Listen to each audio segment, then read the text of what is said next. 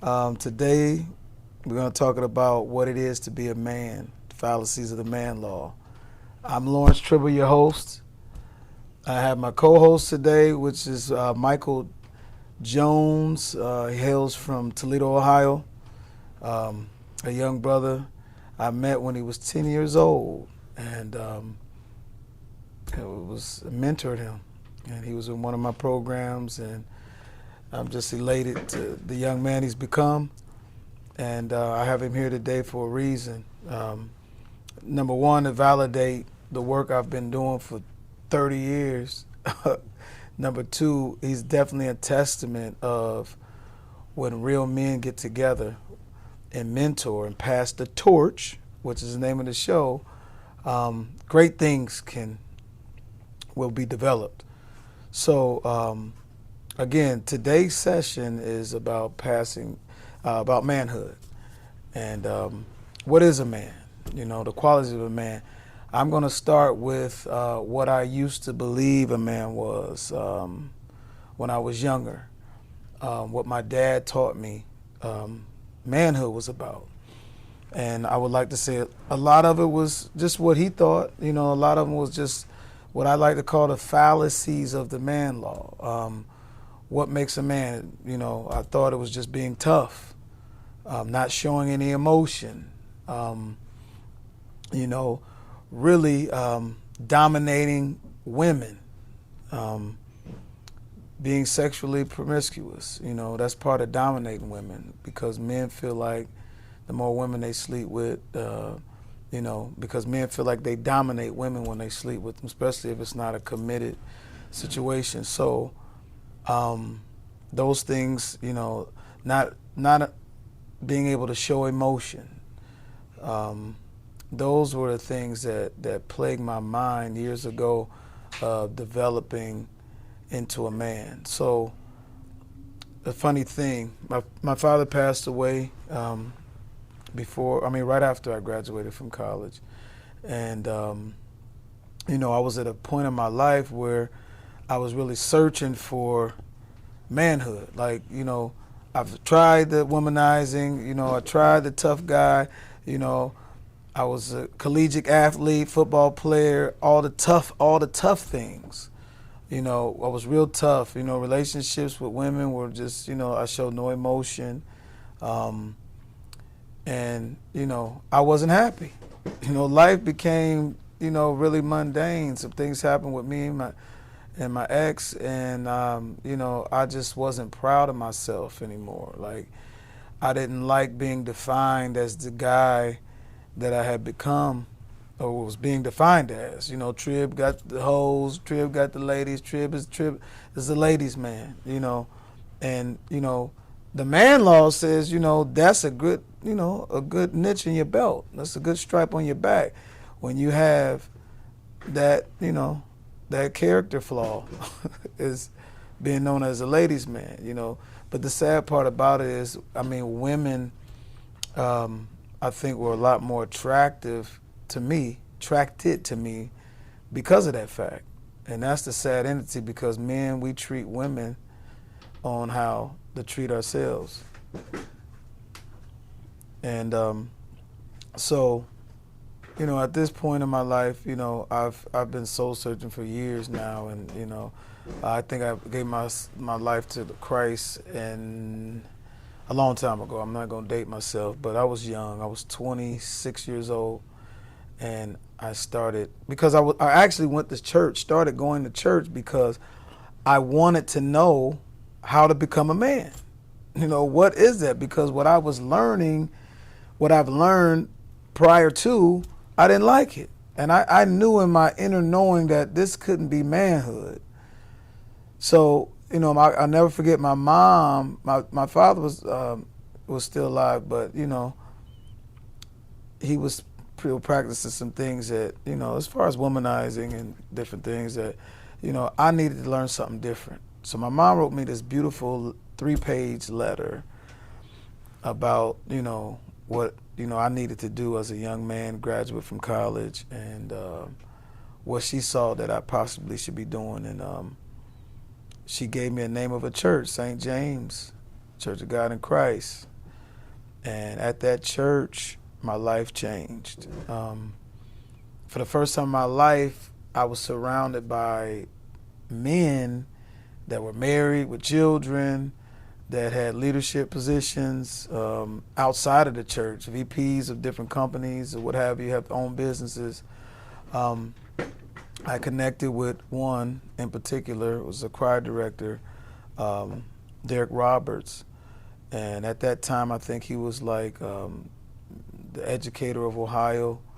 And he started to mentor me. And he said, young man, if you listen, pay attention, and follow my lead, I can cut 20 years off your life. So at 20, you can walk into things as a 40-year-old man. And it was a fight initially because I didn't know what I didn't know. And I thought that, I did know, even as far as grammar. I remember him teaching me a lot, even on how to speak and how to be taken serious as a man. But he gave me a book to read by Miles Monroe. It's called The Power of Purpose. And it changed my life. Oh my God. It changed my life. And I started looking at life differently, and I started moving differently.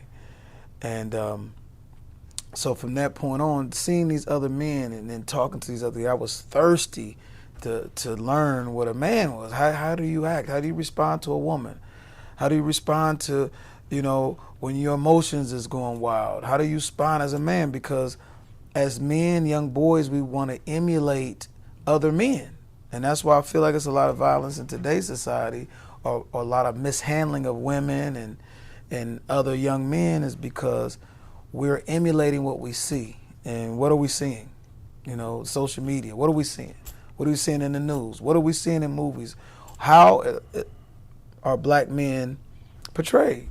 And that's the teacher. And see, we take for granted that how we grew up, we take for granted that somebody is getting taught the way we were.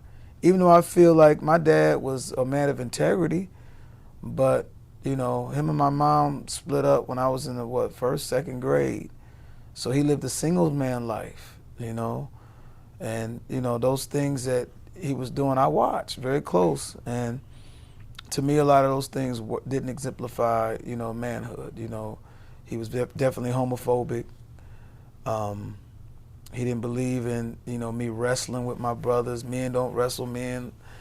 It was just a lot of old school things and phobias or what have you.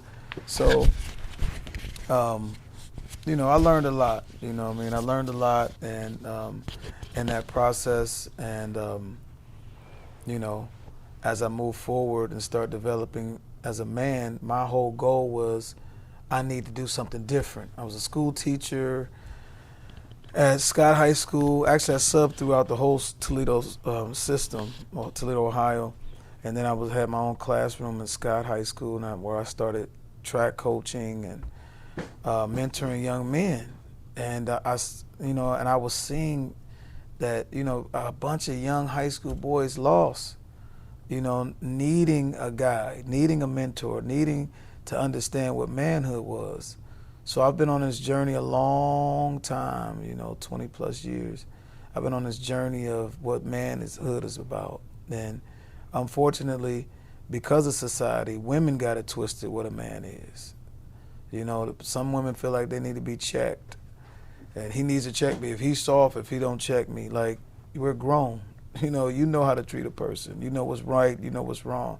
And my response is to be gentle with you, to be understanding with you.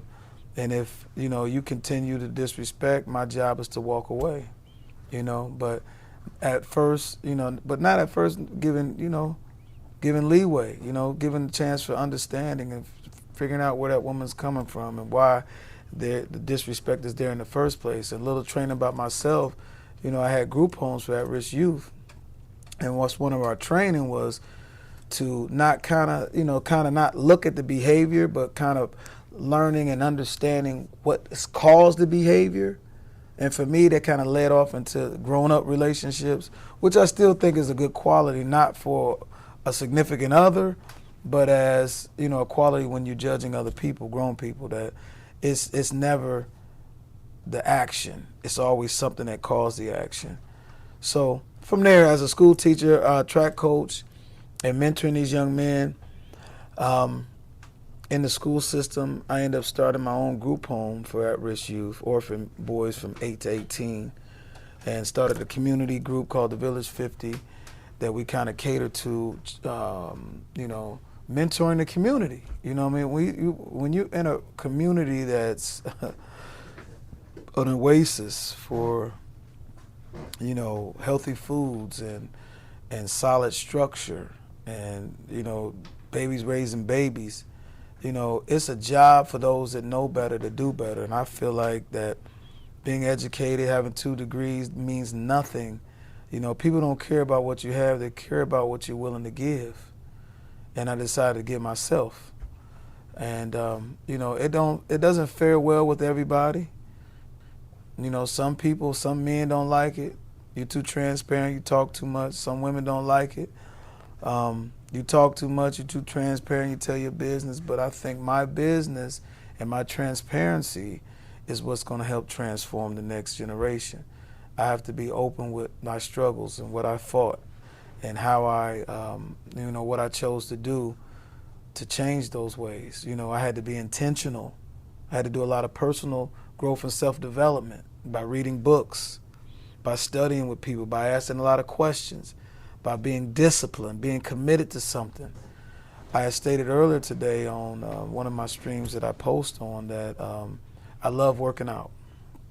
I love it because it gives me a chance to develop what I want developed physically.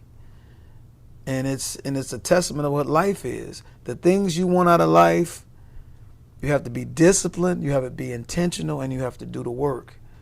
And most people don't have the courage or the strength, or some not even the know-how, what it takes to become a successful person in whatever walk of life, whether it's being physically fit, whether it's being healthy, whether it's, being committed in a relationship with a man or a woman, being a committed friend, being loyal. I mean, all these things I feel like are embraced in physical fitness. How many times are you willing to get up before work and go work out? Oh, I don't want to be tired, but you're committed to this body you're looking for. How many times you want to eat fried food or fatty foods or sugar foods, but you're dieting and eating right and being disciplined? It all works together for the good. And when you can do it in the gym, you can do it in real life. And I feel like a lot of people don't understand or feel like that they don't have to do all of that to become what it is that they seek to become. But if you were doing what was right or what was going to get you there, you would already be there. So taking notes and reading, definitely. I've read over 1,500 books. I'm also an author myself. I've written a couple books. I've published one, Sweatless Victory, 10 Answers to Everyday Questions. Go check it out because it's similar to what we're talking about now. It's not directed just for men, but it's about developing and finding your why, your design for living. So as a man of God at this point, moving forward, God, kind of fashioned me. I was 3 days away from going to law school, and my pastor asked me to stay. He asked me what my big vision was, and I told him, my big vision overall was to represent misrepresented youth in the judicial system, because I saw how they were being misrepresented. So I'm not a person that likes to talk about the problem. I like to come with solutions. So when I saw what I was seeing, I said, hey, let me become an attorney. Took my LSAT, scored pretty high, and was accepted into law school in Akron, Ohio. And 3 days away from leaving, my pastor called me. He said, well, if I can help your big picture, would you stay? I said, well, absolutely. So he actually gave me my first house for the group homes I started years back in 2001. It was 9/11. It was my first doors. My doors opened for business in 9/11. As the world was in disaster, God was developing me in ways that I didn't even couldn't quantify at the time, but I see past it now. But I got my co-host here today, Mike, for a reason. I'm not going to take up all the time talking about, my past, but I wanted to pull him in today because I believe Mike is in a testament of some of the work I've done, obviously. He's a testament of what a black man is and should be. I see him walking in that vein of being a positive, productive young African American male in today's society. All right, so Mike, I want you to talk a little bit about our union and how I met you at 10 years old, the program that you was involved in, how it kind of impacted your life, and how you can attest to helping you in manhood. Understanding what a man is and how we helped you develop into the great man of God that you are today. Finishing school and going to higher education and being the entrepreneurial guy that you are right now. Well, Trip, thank you for having me here today. First start by saying God ain't through with me yet. Yes, sir. He ain't through with me yet. I'm a work in progress. Yeah. Not so much the stone that the builder refused, but he's still building me. He's still forming me. Yes, sir. When I was blessed to meet Trib, I was an at-risk youth.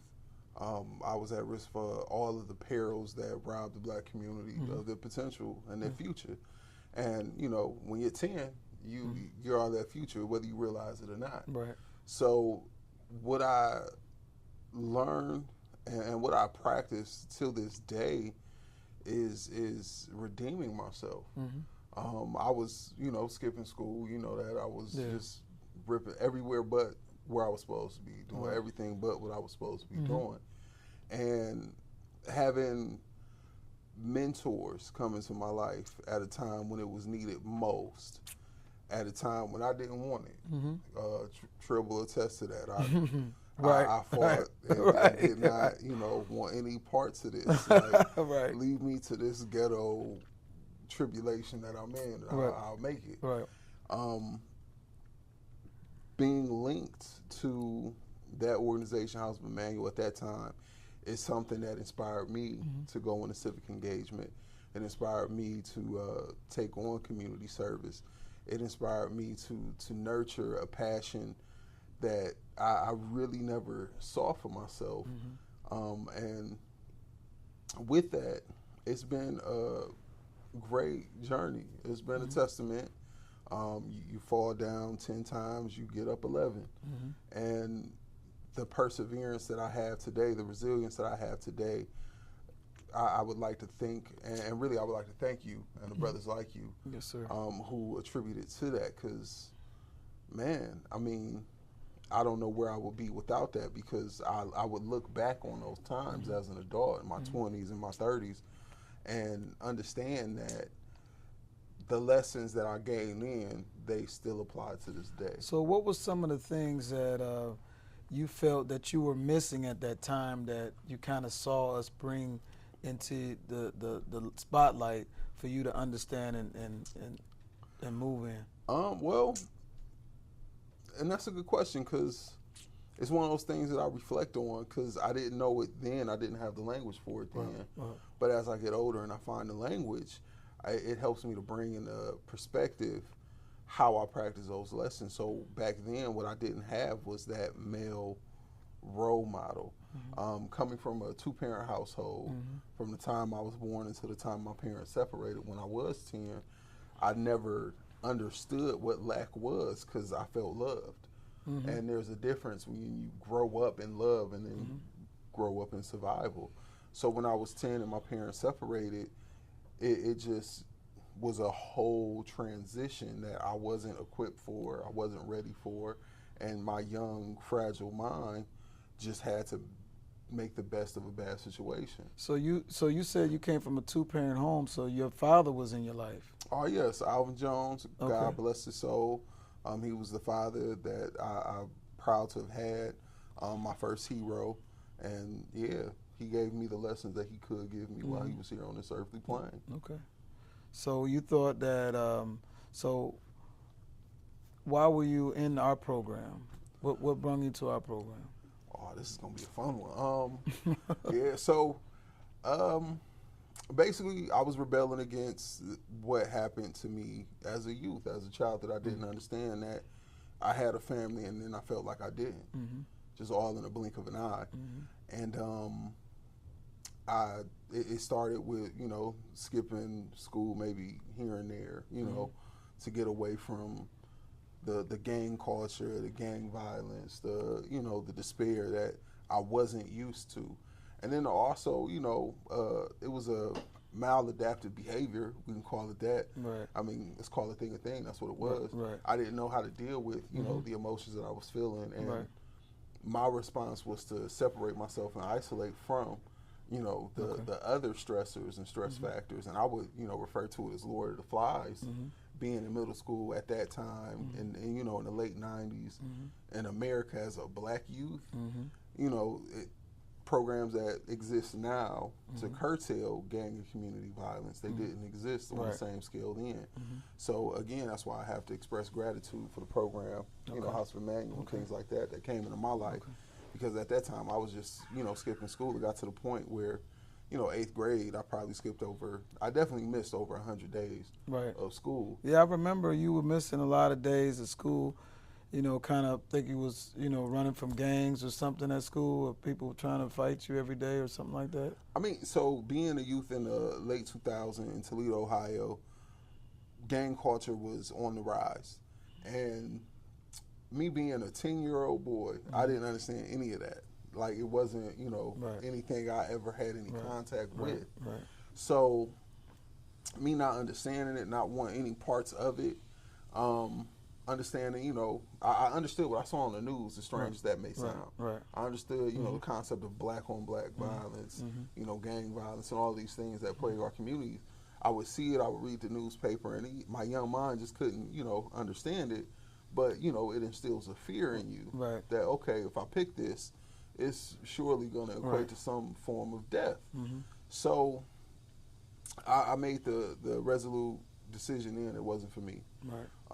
However, there weren't any other outlets that were creative or productive that were alternatives, you know, that I could really confide in. So I spent a lot of my time, if I wasn't, you know, trying to emulate the behavior that my brother was displaying for my older brother, I would, you know, find solace in libraries and in books. So, so during this time, you in school, you skipping school, whatever. Where was, you know, the black adult influence, males? Who were they in your life, and where were they at? I could probably count less than a handful of black male teachers that I had. One I distinctly remember, because I wouldn't skip his class as much, because it was a math class, and shout out to Mr. Jones at OSN, whatever you are. He really wouldn't put the pressure on me that society did at that point in time. I got you. Now, that's not to say that there weren't other male influences. I had a white science teacher, Mr. Frank. Shout out to him. I had him twice, once in middle school and once in high school. And I always remember him because I learned the most in his class because he made it fun. Gotcha. But even then, you know, with the cultural gap, it's just he would see it, definitely didn't understand it. I understand, you know, that looking back, but also didn't make me feel, you know, ashamed for it. So I mean, you know, to ask you a question on this, for other young African-American boys now, I'm talking about anywhere from like 12 to 18, 25. Coming up how you came up and not having any real role models, black influences in your life in a positive light, what would you say today's youth need from us black men? A real perspective, like a real perspective. These youth need us to be like so straight up, we're vertical. And I know I've catching flack for this because I'm a fan of giving young black men the game. Like, it's one thing to say don't sugarcoat it for them. When you say the game, hold on, because that could be interpreted several different ways. I know some street guys. It's like when they get a game, it goes back to that fallacy of the man law. What their definition of the game is not to be a snitch. You know what I'm saying? How many hoes you got? womanizing for sure. You know, not being soft, meaning you got to fight. How tough are you? So when you say giving them the game, what kind of game are you referring to? So when I say giving youth the game, I'm speaking from the perspective of a former treatment counselor. I'm speaking from the perspective of somebody who's done community service, who's completed community service learning projects, Okay. from the perspective of somebody who considers himself a serial entrepreneur. When I say giving them the game, I mean give them the knowledge and resources, whatever you have, whatever you've amassed throughout, your experience as a black man in America, of value, Right. things of value, Right. and I can't stress that enough. Things of value. That's a serious word. Things of value, because people value different things. This is true. Like, I was always a guy that was the dude that was like, I ain't never been on that street stuff. You know what I'm saying? I mean, I had some ignorant ways about myself, but I never glorified street life, street guys, street women. Because to me, it exemplified ignorance and stupidity. Like, how are you doing X, Y, and Z in this small community like the cops don't know? If you're going to be a criminal, which I was, you know what I'm saying? I'm not going to look like my crime. I'm not going to go have gold teeth, have my pants side down. I'm not going to let you know that I'm a criminal. I mean, as somebody who's been accused of living a double life, it's a broad line. Right is right, wrong is wrong. Right. No matter what day of the week it is. Right. Circumstance, however, are gonna force you as a man. You talk about integrity. Right. Circumstances, adversity comes to push you to where you need to be. That's right. And your true character is right. gonna come out in times like that. That's right. Now you understand as well as anybody, probably better than most, Right. that where you come from, your environment Right. is gonna inform how you act. It definitely does, and that's why podcasts like these are extremely important. I as you know, I was been a mentor for 30 years. Coach, mentor, community development leader, but I'm one person, and it's hard to to redevelop you and other people. So the best way to do it is like the social media thing, the streamline. 1 million people could see me right now, see you right now, and we can have that type of impact. That's why this is serious to me. I was shook in my sleep. I couldn't sleep for days, pondering over this. God telling me, you need to do this. You need to do this. You're qualified. You've got experience. You got wisdom. You got age. You got everything you need. You've done the work. I can call 100 kids in here right now. Well, you guys are not kids now. You're 37, but younger guys in here now that can tell them the same thing, tell you guys the same thing about me and who I've been, and my love language when it comes to developing young men, and why it's important to me. Because, I had, people in my life, but they weren't positive. But I learned, like you said, the game. I learned the game. I learned how to hustle. I learned how to lie, manipulate, not be true to my word with women. And, I was loyal to my homeboys, but I'm dogging women and lying and tricking them to have my way, which most men do today. And at this point, I feel like women don't even care. It's not even, you don't have to trick no more.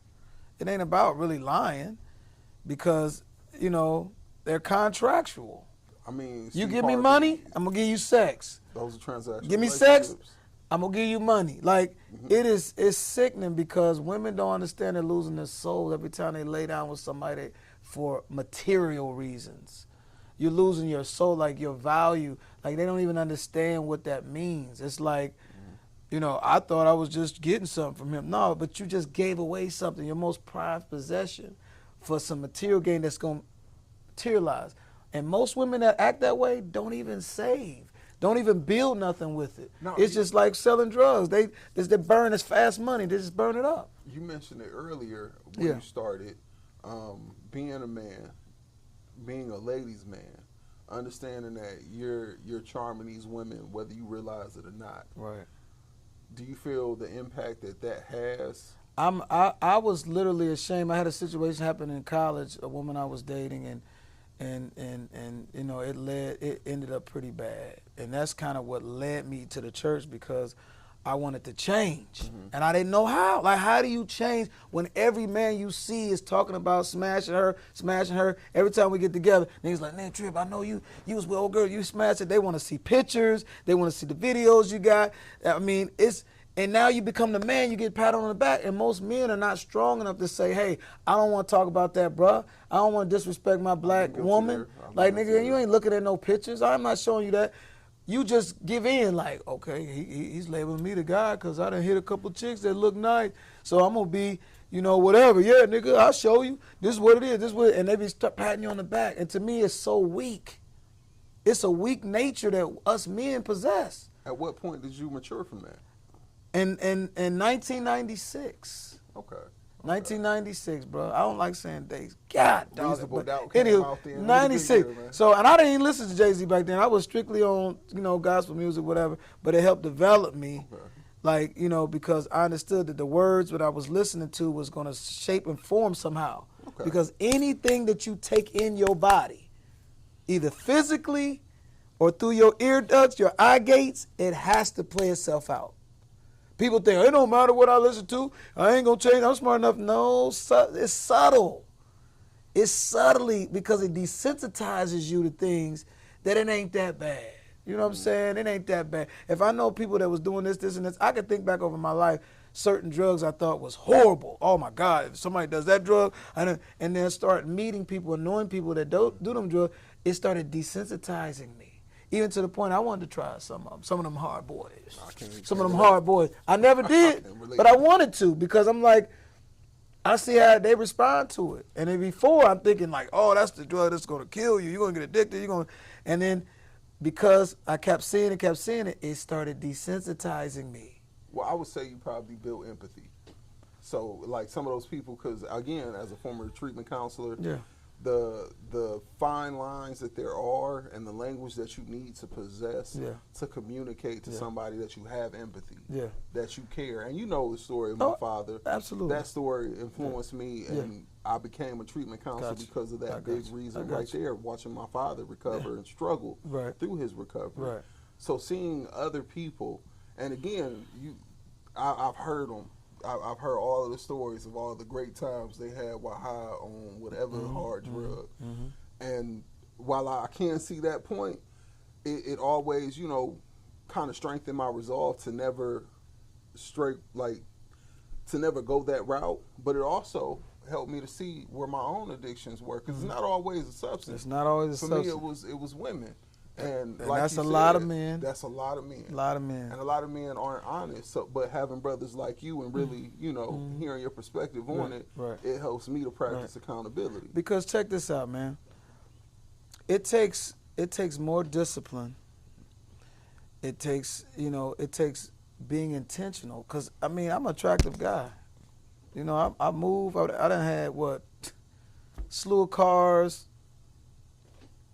mansion, I mean, house on the lake, jet skis. I mean, I've had the material things, and I still have some material things.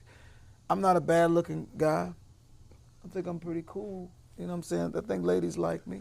Doesn't hurt. You know what I'm saying? Ladies love cool Trib. Yeah, I mean, no, anywho. But, so, getting a woman ain't nothing. I mean, just lay it down. I mean, it ain't. So it takes discipline not to cater to those things because I want sex. I got sex with a zillion women. But what kind of value system do I possess? What type of strength do I have as a man just to give in to every woman that's going to allow me to lay on top of her and disrespect her? I mean, I don't understand, or lie, manipulate to get it, whatever the case may be. It takes discipline. You know what I mean? And we don't want to be disciplined. I can bet if we put 1,000 men in this room right now, 995 of them jokers are going to say they suffer from sex addiction. Even the ones that can't get, you know, the type of women that you might be used to, they still have, because that's the ultimate chase. Guys are hunters. We're chasing. And at this day and age, sex ain't nothing. Women give her body. I heard a woman tell me once, having out of body sex, like she's out of her body and just having sex. Like I can't even picture it, because a man is on top. Like, you just disappear from your body. I've heard rape victims say that. But these women are doing it on purpose, like, because they're trying to get something from this guy. And they have out of bodies, like, they're not really even attracted to this man, but because they need something or want something, they're going to do it. Like, that's insane to me. You know, it's insane. And it's a testament to how some of them grew up, what they were taught, and the traumas that they're still dealing with today. But as a man, which is what we're here to talk about today, we have a job. We have a job as men. And, you know, men think being the head is about leading and bossing around a woman and telling her what to do. No, that's not what a man is. A man is about leadership, being a true leader, leading by example, nurturing our woman, guiding our woman, supporting our woman. She ain't no different from us. We're equal. God just made us the head. So as the head, our job is to possess certain qualities.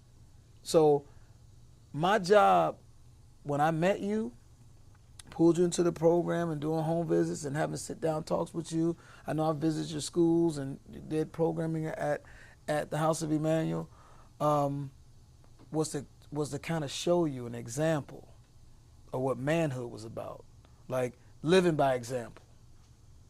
You know, not being able to control my emotions. You don't think y'all pissed us off a lot? Arguing, lying, cussing, fussing.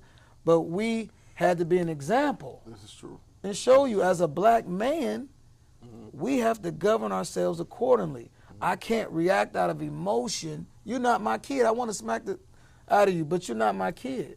So I got to sit down, take my time, deep breath, and say, hey, Mike, man, you skipped school again today, bro. Like, I mean, yesterday. I mean, what is it? What you gonna do? So I had to take time and nurture you. Be gentle. Be gentle. But some would say that's soft. That's being soft. He's too gentle. He's let him get over on you. You need to do X, Y, and Z. You need to smack the hell out of that kid. You need to do this. I mean, even when you're dealing with a woman. You know what I'm saying? Men, our job is to be gentle with that woman. But some men go, I'm going to let her know. You know what I'm saying? Or some men, it's like, oh, I see what she's doing. I'm going to give her what she's giving me. She cheated on me, I'm going to cheat on her. Or vice versa. That's not man behavior. Man behavior, let me tell you, let's talk about the qualities of a man. Number one, integrity. Always honoring your word. That's one big thing that my dad taught me. He did teach me that part. That as a man, our job is to honor our word, because that's a part of protection. That's a part of giving purpose security, people's security. If I tell my woman I'm going to do something or be somewhere, I'm going to do something, pay this bill, pick her up, do this, she's secure now. Like, I know for a fact my man, when he say he going to do something, he's going to do it. That's the greatest quality of a man. The worst person that you can ever meet is a man that just talks right and walks left. He going to tell you whatever, but he don't never do what he say he going to do. That's the worst type of man to know. So that's number one, integrity. Number two, being a protector. Giving directions, sound advice, continuing to show love, even when disrespect is present. You know how hard it is to show love when somebody disrespects you? So far, I've struggled in every area you mentioned. Okay, but it's okay. You struggle in it, but that's why we're here to talk about it. Like, somebody disrespects you, you have options. You can walk around, you can walk away, you can argue, you can fight, you can murder. Like, it's about it's about being emotionally intelligent.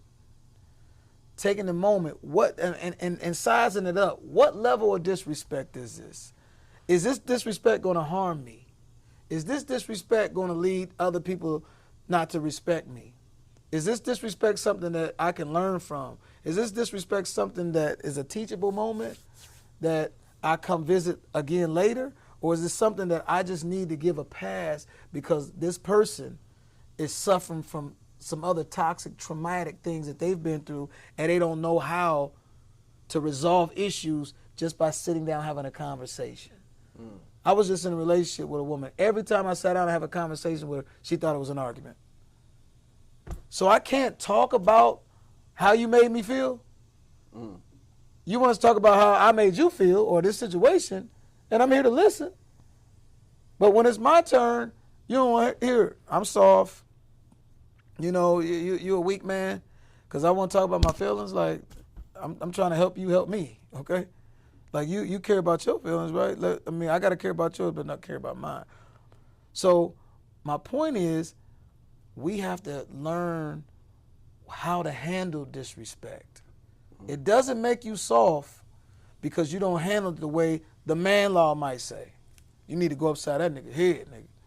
You need to take that nigga's life. You need to fight that nigga. You need to cuss that nigga out. You need to smack that hoe. You need to check that hoe. Being a man is being able to control your emotions at all times, bro. Being able to control yourself. And a smart woman will respect that. A smart man, men respect it more than women do. Because a man, you done went off with some dudes and that dude looked at you like, God bless you, brother. That kind of messed your head up. Like, I don't think this brother's scared of me.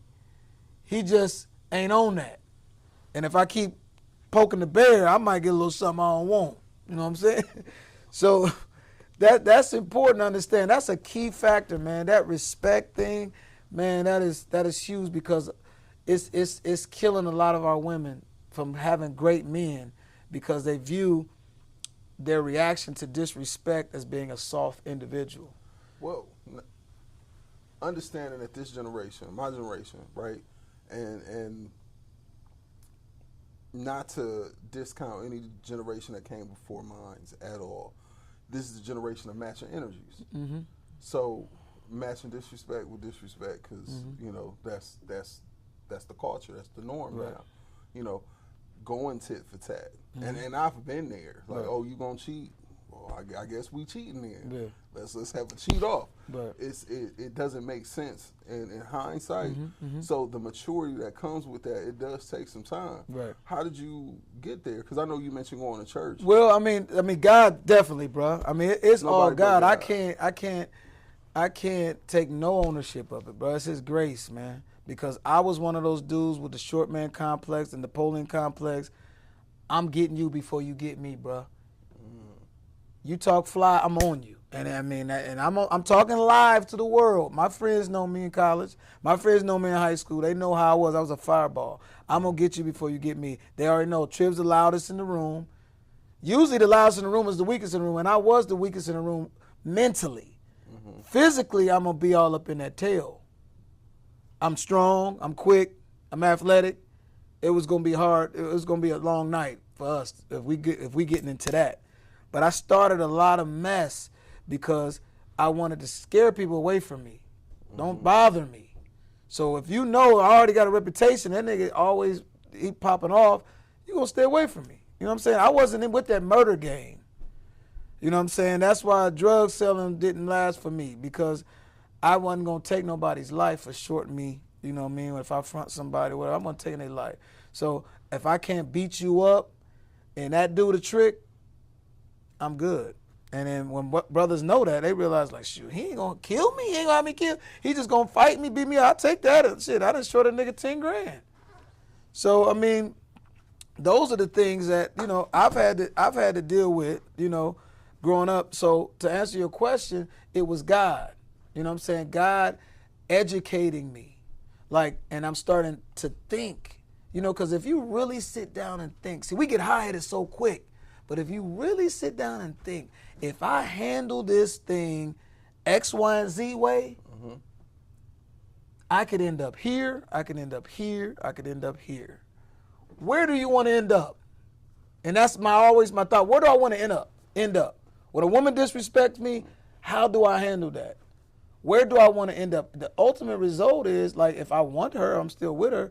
I could walk away, but I still want her. I still want a relationship with her. So how do you handle it?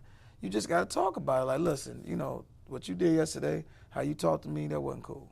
You put your hands on me, whatever. I'm not going to stand for too much more of that. You need to check that. Okay, let's do it. And I didn't always do that. Sometimes I just moved on and act like it didn't happen until, it became perpetual. Can we talk about that? Yeah, sure. Because as somebody who, I'll admit, being a serial monogamous or serial dater, it gets dicey. It took reaching my 30s to even acknowledge it and want to address it. And the answer for me was, therapy. Any chance I got, any conflict, let's sit down with a therapist. That's let's key. Go to counseling about it. Black people don't go to therapy. We don't. And that's I found huge. out in that first relationship in my 30s when I suggested it and it was a no, and I'm like, wait, hold on now. So you don't want to fix this? Like, that's what I heard. That's what I internalized, and that's what I acted on. And rather than crashing out over it, practicing some emotional regulation, some emotional intelligence. Right. I wasn't gonna Right. endanger my life Right. or my future over just a bad relationship. Gotcha. But it was, like you just said, perpetual. Yeah. On to the next. Yeah. And then on to the next.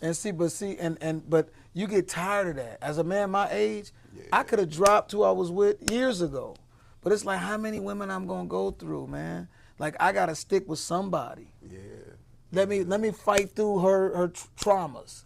Let me deal with what I had to deal with her, and that's part of being a man. Sometimes you have I loved her, you know what I'm saying? So we got to take a conscious decision. Is the love great enough to make it through whatever? And I think it can be, depending on the level of disrespect and how much is happening. If it's happening every day, is it getting physical? Is it a lot of infidelity? I mean, it just depends. But as being a man, we have to pick our fights, bro. And realize that somebody we got to buckle down and hold on to the end. Or then learn, when it's getting too much for you, learn how to let go gracefully. Okay. Let go gracefully. It ain't got to be a beat down. It ain't got to be a cussing out. It ain't got to be, I know I fought my last, I fought tooth and nail for it. I did. I wasn't a cheater. I didn't, I had my issues because of things that was happening. I couldn't really function in my lane because I was dealing with things in my head about things she had done, but I fought for that thing, and at the end, it didn't. She lost respect for me, and I have to live with that and move forward. But it's making me a better person. It's making me more intentional on what I do. And if people are not ready, people want to think. If I see trauma, and they don't, I gotta exit left because we all got some type of trauma. So for a person to say I've dealt with all my trauma, that's a scary person. Because we all still dealing with our trauma. You know what I mean? But how are you dealing with it? Are you reading? Are you talking to older people? Are you talking to mentors? Are you doing something about that? So, so going to church, learning the word of God and understanding who I am in him, being the righteousness of God and understanding I have covenant kindness and covenant favor, you start to extend that same grace and favor to other people. And that's what a lot of people don't have because they don't have the clue of where they're going. So they terrified to death because they don't know where they're going. They don't really believe in God. They think it's probably a higher power, but they really don't understand it. And they don't understand who they are in Christ. When you understand that, you don't have to be a tough guy because you don't have to prove yourself no more. I know whose I am, okay? I know who I am. So I don't have to exhilarate a lot of energy trying to prove that no more. But when I was younger, I'm fighting. I'm in your tail, bruh. My max was 425 on a 5'7" frame. Bruh. You know what I'm saying? 185 pounds, 425, and I'm quick. We got mini hawk. Man, we're going to have a problem if I put these hands on someone. We're going to have a problem. But I stopped doing that. I don't want to kill nobody. I don't want to hurt nobody. And I don't want to get killed or hurt. I definitely sure don't want to go to jail. So, not to prolong on that, I want to go on to the next. Well, no, thanks for that answer. Yeah. I want to go on to the next quality of a man. Things of value. Right, yeah. Absolutely. So we talked about a protector. Discipline, being disciplined. We kind of touched the base on that a little bit. How important to you as a man do you think discipline plays in being a man? I mean, even when you ask it, I hear my dad's voice saying, you know, you either practice self-discipline or somebody else's discipline. Right. So that's facts. and we talked about this, you know, how can you be, and this is something my dad would share with me. This is one of the first lessons I got from my father. Mm-hmm. I remember this to my core. I'll never forget it. How do you practice accountability in a world that's not accountable to you? That's right. As a black man. That's right. And so that discipline piece, I mean, it's a struggle because every day you got to find some motivation in the face of being discouraged, in the face of being targeted, in the face of a world that really doesn't seek to understand you, that doesn't want to understand you, that wants to label you, that wants to see you discarded and crashing out. How do you practice discipline in that world? Well, for me, it's just finding something that I believe in and focusing on that. So how is important is that for black men? I mean, it's very important. It's understanding the evolution of what discipline looks like. For discipline, to people who taught me discipline, it was getting up every day, you know, going to work somewhere for minimum wage, clocking in at 9 to 5, working at overtime. And you know, not asking for a raise, not asking for, you know, work-life balance, not wanting self-care. Gotcha. That's what discipline looked like to those men who preached it to me. Right. So as I got older, especially in the world we live in that's constantly changing, is understanding that discipline is gonna look different to everybody. At the core of it, it's always the same. It's whatever it is, it's being consistent. So as a black man, how tall are you? Oh, I'm 5'9". You're 5'9". You look taller than that, bro. I'm shrinking, bro. So at 5 times, you're a big guy though. You're a big guy. So yes. So as a black man, you know, a bigger guy, how important is being disciplined in how you control your emotions? Very. It's the very first thing I think about in most instances.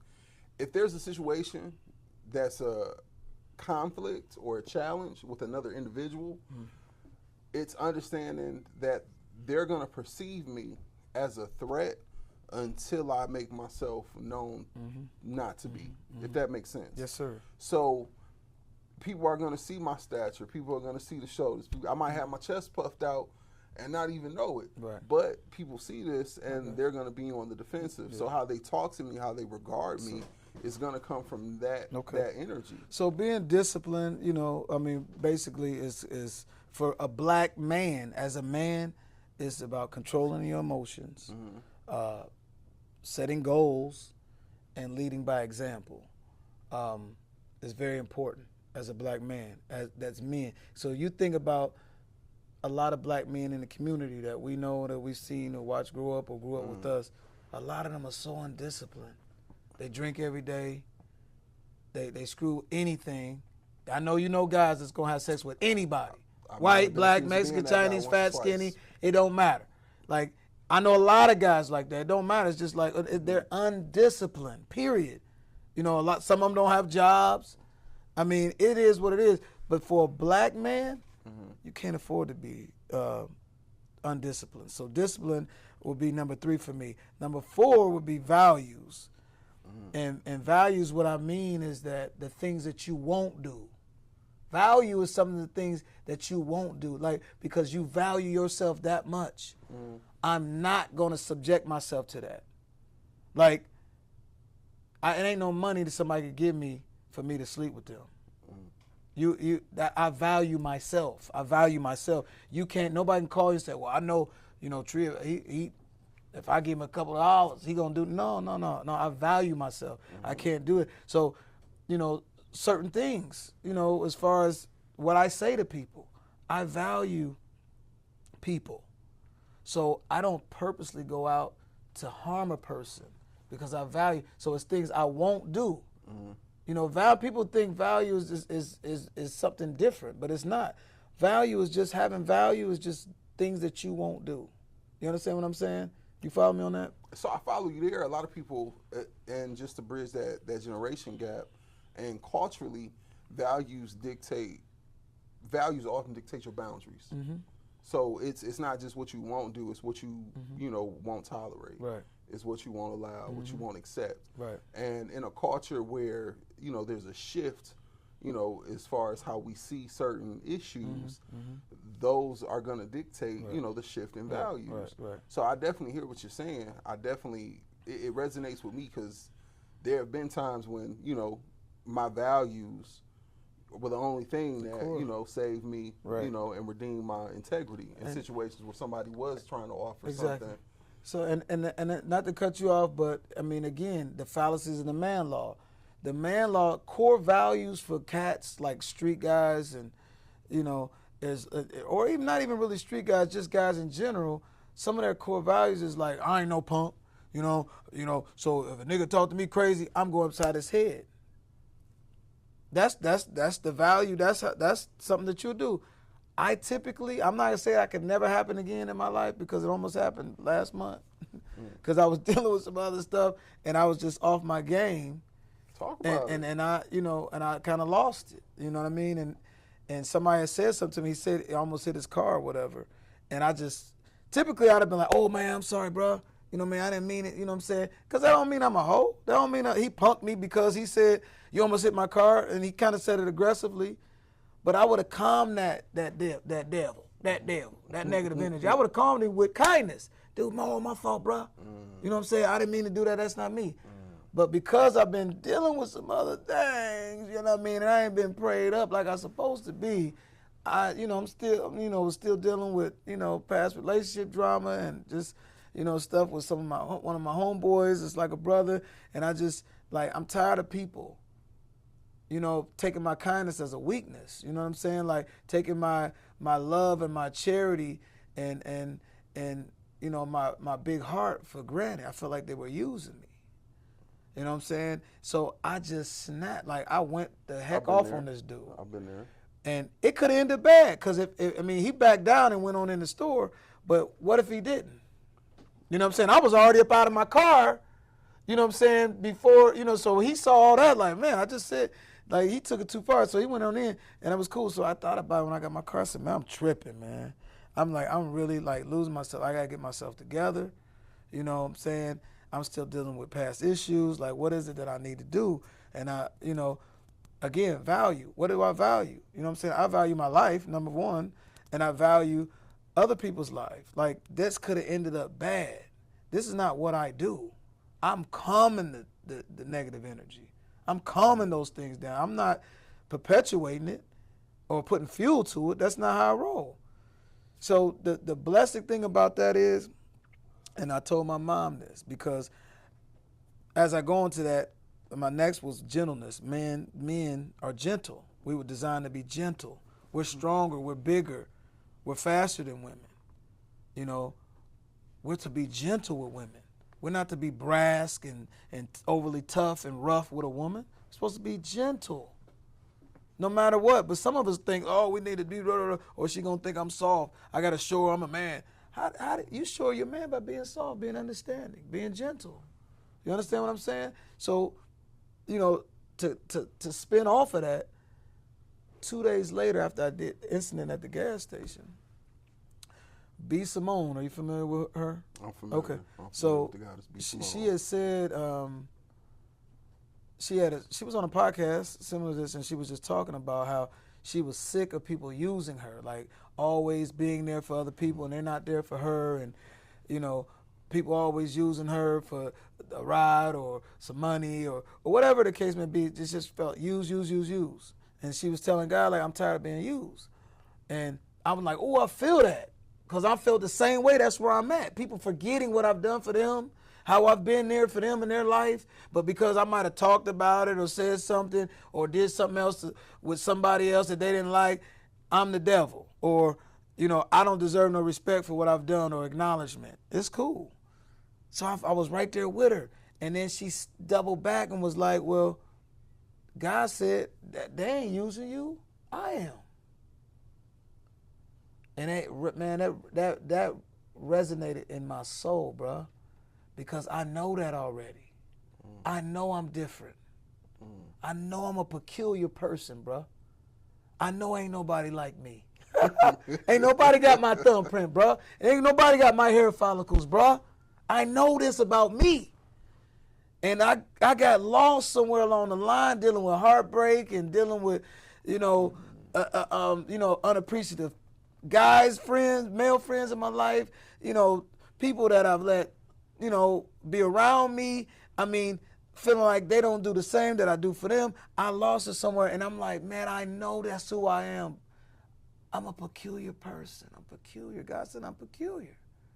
I'm different. People are not going to understand me. People are going to take me for granted. People are going, because I can take it. I've been crucified with Christ. My God. I've been crucified with him. So listen, I got to take it. Because it's bouncing off me. Them or somebody else, they going to blow somebody's head off.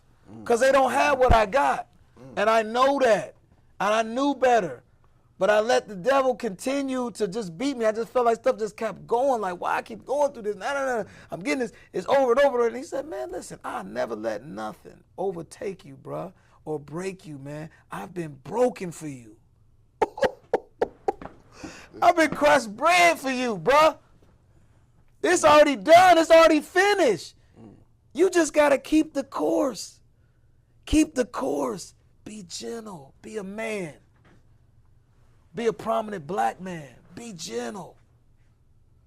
That's hard for men because they view it as soft. I ain't let nobody do that, say this, or take advantage of me. That's the first thing. You ain't take advantage of me, nigga. That's the many arguments that men go through is that they feel like they're being taken advantage of, or another man's trying to tell them what to do.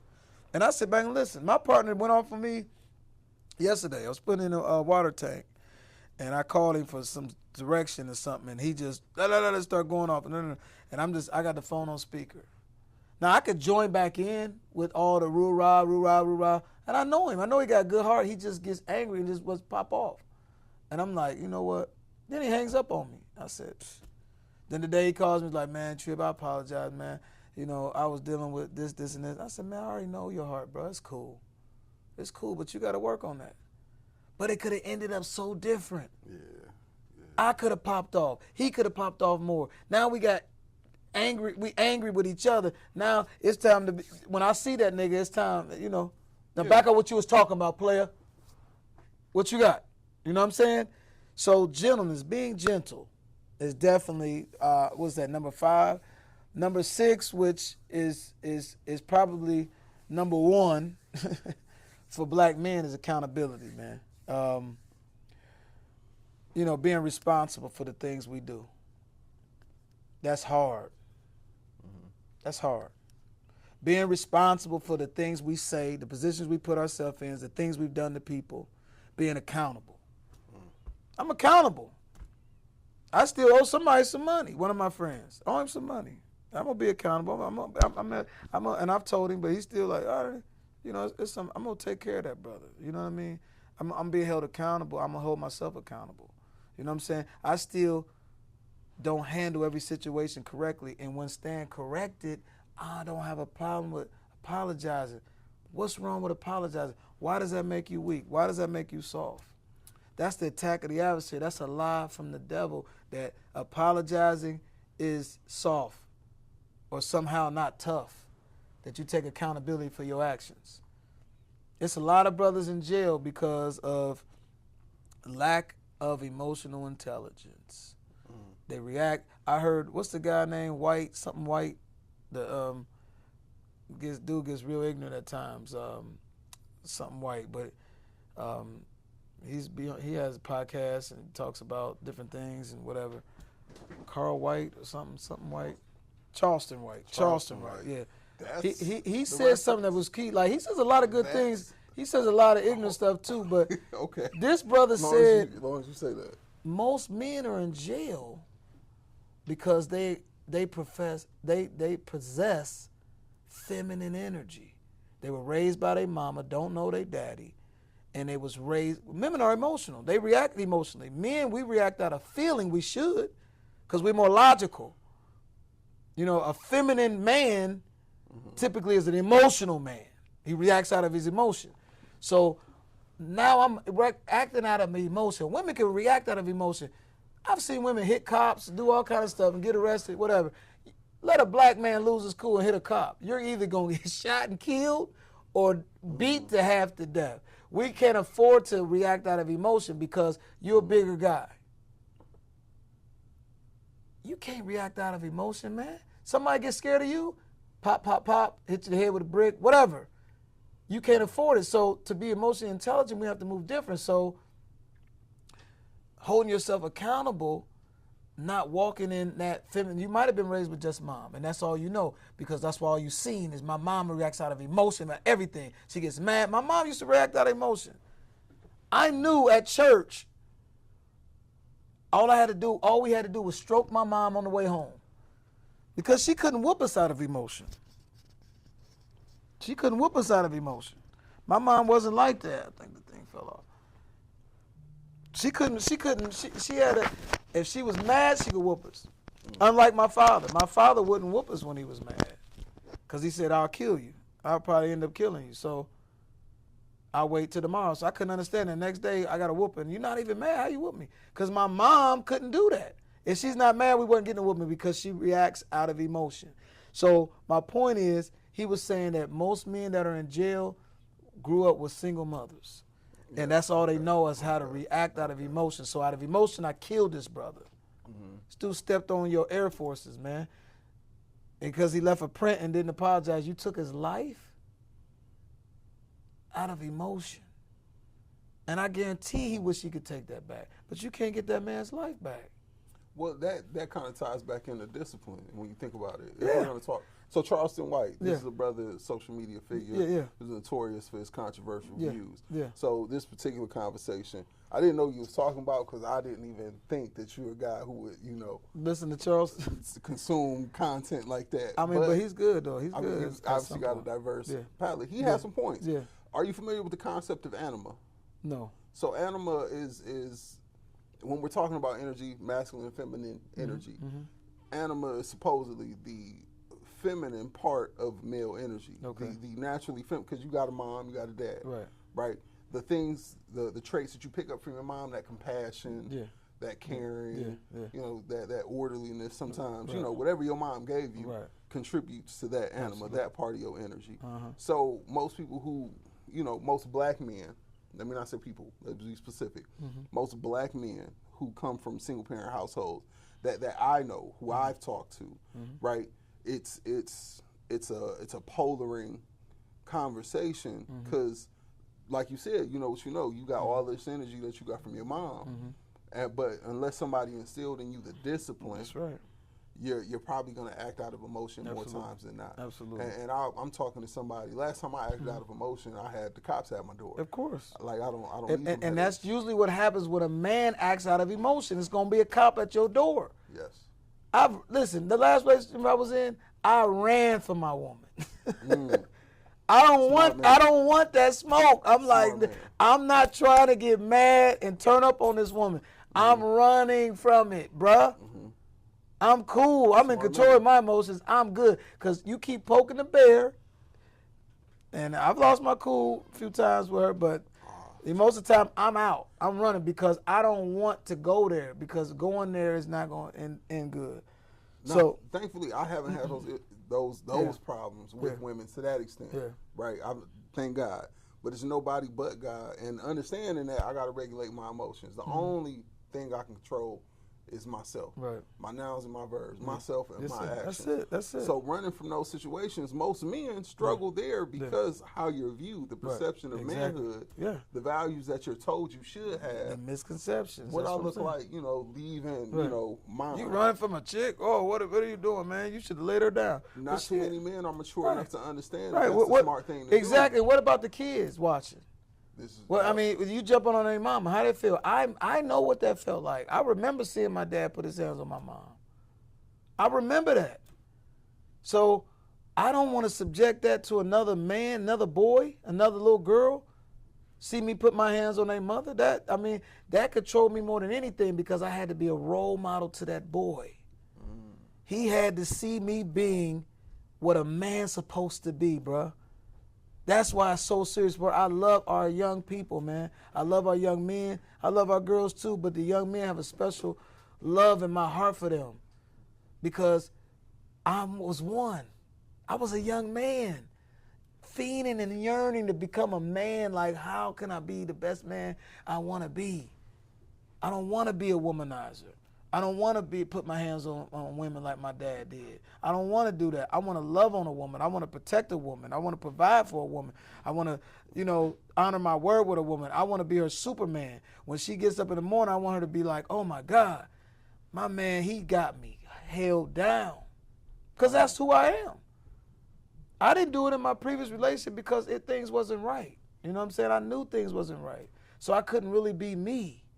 But I'm a provider. I take care of my woman. She wakes up in the morning, man, I'm blessed. Because my man, she know her man love her. She know her man got her back, is going to hold her down, period. Now, what kind of man are you if you don't? Not to cut you off, we talked about this the other day, and this ties in. You said you dropped a gem on me, and I've been thinking on it, just meditating on it ever since. When you're in a relationship where there is no trust, you're going to operate from a place of fear. That's how I summed it up. Yes, what you told me. Yes, sir. But yes, sir. I mean, it kind of helped me to put in perspective some of the issues I've had. Oh my God. Relationships. Because if I can't be myself, like you just said, when you're not yourself, like you're not going to show up 100%. You can't show up 100%, and that's what fear is designed to do, for you not to show up 100%. He only needs, think about track runners. I'm running against the best in the world. The Olympics is on right now, right? Mm-hmm. Those runners all have to operate 100%. Okay. If one of them operates at 98, 97, 96, they lose. Okay. That's the difference between first, second, and third, and fifth, and no place at all. 100%. So fear is designed to help us not operate at all, number one, but definitely not to operate at 100%. And because I was fearful in my past relationship, I didn't operate at 100%. I'm always thinking like, I'm a sucker, or, I shouldn't have done that. I should have not, or I need to leave this alone. I was always teetering. Like, I don't know what to do. Like, I love her, but I mean, she treat me like shit. You know what I'm saying? Like, she ain't in love with me. She don't value me. She don't respect me. Like, what do I do when I'm not ready to let her go, though? I can't teach her nothing. She don't respect. I mean, like, so that fear of losing somebody helped me not operate in who I really was. You know what I'm saying? She knew I had her. She wasn't going to, she needs something. She knows she got it from me. But, I couldn't operate it in that vein 24/7 because of a lot of different reasons. But that's that fear, bro, because I am a provider, which is number 7 as far as, becoming a man, being a man, operating a man, being a provider. That means you lead, you support, both mentally, physically, and financially. That's a man. Not to mean that because a man might be broke, going through a phase, that he's less than a man because he can't lead financially, but he can still lead physically. He still could be supportive, and he can still lead in the physical. You know what I mean? So these are just some of the qualities that I feel like are core values for being a man, a black man in America. And I'm here. You know what I mean? I wish some people were here. Eventually we'll be able to set up a Q&A, or even, when you guys are looking here on YouTube and able to, you could put questions inside, leave messages, and I can kind of answer some of them, and, or guide you to some other resolve if you in something, or you're struggling with something, or even pray for you, bro. I mean, because that's where eventually what was going to, lead to is prayer. I can't do nothing without praying and letting God give me that download, the Holy Spirit leading me to where I need to go. Like this, even doing this podcast, this was prayer and supplication, bro. I believe all the stuff I went through in my relationships with not just my woman, but my guy friends was set up for this moment. The stuff that I did with you and other young people that back in the day, that was set up for this moment. Listen, when I talk about, I attribute my survival and understanding of what it means to thrive, my foundation for resilience for that early time in Houseman Manhood. It set up a path for me to understand the value of investing in community. Absolutely. And I want to, take the time to thank you again. Yes, sir, man. My pleasure, bro. Now, I will ask you this. Now, those of you who don't know, I have a space on Twitter, Work-Life Balance. You can look it up. I do a series, quite a few series now for a few years on mental health and work-life balance. Okay. Now, that last point, being provider, right? It reminds me of, a sage conversations tonight. A gentleman spoke about the difference between, being a provider and provision, right? Now, I want to be funny because you ain't listed the area that I haven't struggled in as a man yet. Like every one of these areas I've struggled in. Right. We all have. Thank you. A lot of men aren't open about that, and platforms like this will allow more men to be open about the areas that they need to address and the areas that they need to heal in. I myself have embraced that because without that, I wouldn't be making the progress that I know I need to make. Right. So going back to that last point, being a provider. What's the difference between, to you, in your opinion, in your humble opinion, what's the difference between being a provider and provision? Well, provision, anybody can, buy food and put in the house, or pay the bills in the house. A provider is a nurturer. A provider gives sound wisdom. A provider is someone that gets it. You know what I'm saying? Like, what is it you provide? Because it's just the word says providing. Provider, providing. Like, it's whatever is you're needed. As a man, it's like whatever my woman needs. She should be comfortable enough to tell me, like, baby, listen, I don't like the way you talk to me. You're too loud, or you're too animated, or it hurts my feelings when you do this. And for me listening, I'm providing a safe place for her to talk about what she feels. That's providing a soft space for her, providing, different things she needs in her love language. I'm providing those things for her. So provision is just the material things, like the money, the food, the house, the car. That's the provision. But providing is being the backbone behind that. Like, I'm doing the work to be able to put provision there. I'm providing it. You understand what I'm saying?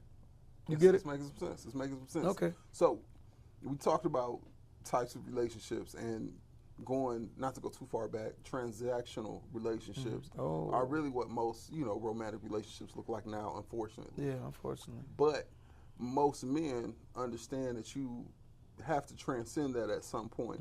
What tips do you have for young brothers like myself who want to about transact? I mean, number one, it goes back to having integrity, having a value system. What is it that you want? You know what I'm saying? And I don't mean want for now, like I just want to bust a nut. No. What is it that you want, the big picture? Because ultimately, you should want a woman. One woman to yourself, to love and to cherish and to honor and to take care of. I mean, that's what you should want. Like one woman, like men talk about all this, we was designed to have multiple women. You can't handle one woman. And you talking about multiple chicks. Like, come on now. So all I'm saying is we desire one woman to love us, to nurture us, to love on us. You know what I'm saying? So if that's your goal, you have to become what it is that you say you want. Other than that, it's going to be contractual. Like most men with money, they're not really looking for that. I mean, most men with money marry average-looking women because it makes sense to the bottom line. She helps me be a better me in the bottom line as far as stretching who I am as a man, as, my finances, my business, whatever it is. She helps me. Those pretty privileged girls, that's just a fun time for them guys. So they don't mind paying for it. I know who you are and what you're about. And the girls will tell you all that, people want to treat me because I'm pretty. They want to say that I'm like this. But most of them still are. They just saying that. They still can be bought. And they know that. Rich men know that. I'm not about to wife this chick. I'm going to give her some bread pay a car note, maybe even buy her a car, depending on how much money they got. So she always be on my team. When I want that, I know I got it because I paid for it. So let's talk about fallacies of manhood from there, right? Because most men, are taught to lead with their wallet. They're taught that most women only want, that's again, you're right, and that's a fallacy. That's a fallacy of manhood. But it's a fallacy of man because you ain't a man when you're doing that. You're a hustler. You're a perp. You're a trick. You know that as a man. Exactly. But most men who practice that, they're not doing it for men. They're doing it for the women. Exactly, but they become a perp or a trick because that woman now knows I can get this from this man. Only thing I have to do is give him what he asking me for. And that's when that contractual stuff goes. And he don't mind. And nowadays the women don't mind. They don't care. I know it's transactional. This is the only I ain't got fucking married day. So I mean, if he gonna want it now, and I need this right now, I'm gonna do it. So, but they don't get it. They don't get because their value system is messed up. They don't get the respect that they're losing. Like you want to be respected. Some girls be like, oh, I don't give a fuck. Yes, you do. You care how people think about you and how people are using you, using your body. It ain't hurting that man. He throwing you bread. You giving him your body. You understand what I'm saying? So it's I handle contractuals like that. I see it. It's been around me. I know it. I know I've always been turned off by women that like men for that. You know what I'm saying? It's never been me, and I've always been guarded from that. But it's just how you raise it. Like an old friend of mine that I don't talk to anymore used to say all the time, "Who raised you?" That was his hashtag. Who raised you? And it shows when your behavior. Who raised you? Most people will say, well, you know what? I'm like this because my mama or my dad. That's how I was raised. That's how I was raised. That's what I saw. That's how I was raised. Who raised you? It show up. You know what I'm saying? I mean, show somebody I'm the way I am because of my mom and my dad. And then the personal work I done on myself. I took both of them, put it together, wiped away what I didn't like, and some of it's still on me, the stuff I don't like from them, but, and then I worked on me and started developing me, start finding purpose for me. You know what that sounds like? Yeah. Accountability. Absolutely. Accountability, absolutely. And real men accept accountability, bro. Well, regardless of what that means. I mean, I might never talk to you again because of what I did to you, how I lied to you, how I put my hands on you. It's okay. I slept with your woman or whatever the case may be. I'm going to be accountable, but it might mean I'll never be able to talk to you again in my life. But I'm going to be accountable for it. And that's okay. And that is okay. So we're going to wrap up, Mike. It's been a glorious time, brother. I mean, again, I appreciate you showing up. This was definitely designed by God because I haven't talked. How many years it's been? It's been over a decade, bro. It's been over a decade. I haven't talked to this brother. Might be 20 years, bro. He was a part of my program, though, my community program, the Village 50. He didn't remember that he was a part of that until I showed him a clipping of a newspaper that was in my house. He was like, that's me. I was in so deep in community service at some point in time. If I knew it was a cause that aligned with my values, I was just showing up. Presence is a gift. So when you showed me that clipping, it unlocked a core memory. And I was like, dang. That's what's up. I remember being in that building supporting that. I remember the initiative. I talked to people from that initiative, but it was a reminder to reflect a little bit deeper. Y'all. And I definitely listen, y'all, he said over a decade, we've been doing this, okay? Yes. I'm true to this. I live this. This is what I've been doing. I've been on the backside of the mountain for the past 6-7 years, and I've been focused on something else. But I'm back, y'all, and I'm happy. My soul can rest knowing that I'm doing what I know to do for my people. You know what I'm saying? If I got to sacrifice relationships or whatever I got to do to become the man, to stay the man that God has designed me to be, I'm all for it. Thanks again, Mike, for coming out. Appreciate it. We're going to do some other stuff, bro, later on in the future, man. You still that guy, Mike Jones. I do Mike try. Jones. If you knew me, you get to know me now. I promise it's the new me. All right. Thank you, guys. Thank you for tuning in.